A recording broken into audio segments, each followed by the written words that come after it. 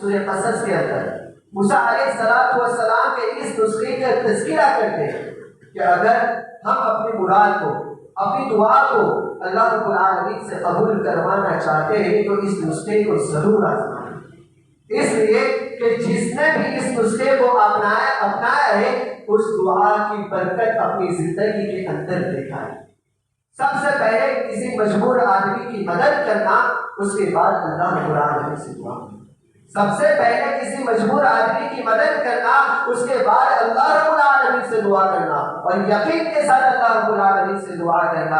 جیسے کہ مان لو کہ اگر آپ کسی فقیر کو اپنی حیثیت کے مطابق 5 روپیہ دو، 10 روپیہ دو، کوئی اپنا بھائی مجبور ہے اس کی مدد کیجیے۔ آپ جو ہے رزق حلال کرنے کے لیے صبح نکلتے ہو، کوئی غریب آدمی دیکھا اس کو جو ہے چند روپے صدقہ کر دیجیے، یا پھر کسی مجبور آدمی کی مدد کر دیجیے۔ اس کے بعد اللہ رب العالمین سے دعا کیجیے، اللہ رب العالمین تمہاری دعاؤں کو قبول کرے گا۔ اللہ رب العالمین موسیٰ علیہ السلام کا تذکرہ کرتے ہوئے فرماتے ہیں کہ جب فرعون موسیٰ علیہ السلام کو قتل کرنے کے پیچھے پڑا تھا، موسیٰ علیہ السلام مصر سے بھاگ کر مدین کی طرف پہنچے۔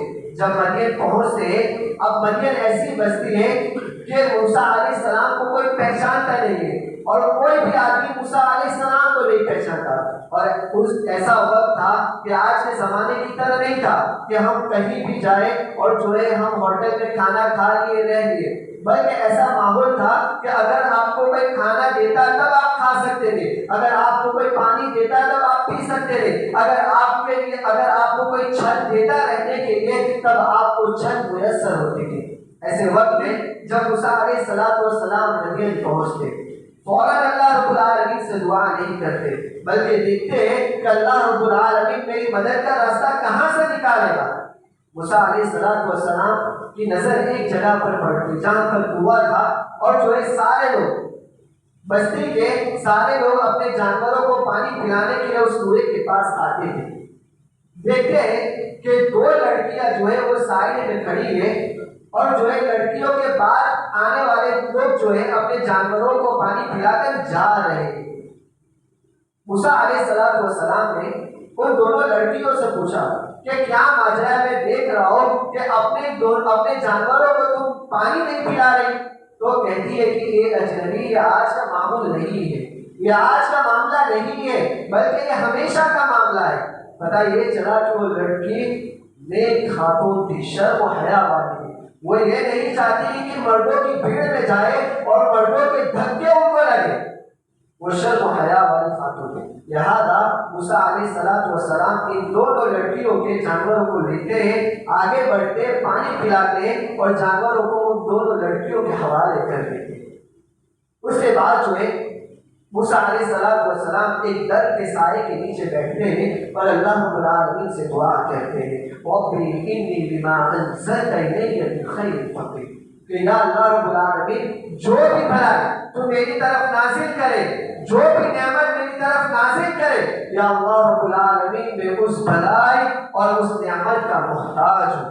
اور اللہ رب العالمین دیکھے کہاں سے مدد نکالتا ہے۔ وہ دونوں لڑکیاں جب گھر پہنچتی ہیں، ان کے والد صاحب بوڑھے ہو چکے تھے۔ ان کے والد صاحب پوچھتے ہیں کہ آج خلاف معمول جلدی کیسے گھر آ گئے؟ تب کہتے ہیں کہ ایک اجنبی شخص سے ہماری ملاقات ہوئی، ایک اجنبی شخص آیا اور اس نے ہمارے جانوروں کو پانی پلایا، لہذا جو ہے ہم آج اپنے جانوروں کو پانی پلا کر بہت جلدی گھر آ گئے۔ لہذا جو ہے وہ بوڑھے تھے تو کہا کہ اس اجنبی شخص نے ہماری مدد کی، لہذا ہمارے اوپر ضروری ہو جاتا ہے کہ ہم اس کی مہمان نوازی کریں۔ لہذا جو ہے ان کے ابو جان کہتے کہ جاؤ موسیٰ علیہ السلام کو ڈھونڈ کر لے کے آؤ۔ پھر جو ہے پورا واقعہ تو اللہ رب العالمین نے سورہ قصص کے اندر نقل کیا ہے کہ اللہ رب العالمین جو ہے موسیٰ علیہ السلام کی مدد کرتا ہے اور انہی کے گھر والوں سے مدد کرتا ہے، ان کو مستقل ٹھکانہ بھی مل جاتا ہے اور ان کو وہیں سے بیوی بھی مل جاتی ہے۔ کہنا یہ ہے کہ یہ کامیاب نسخہ ہے، پہلے کسی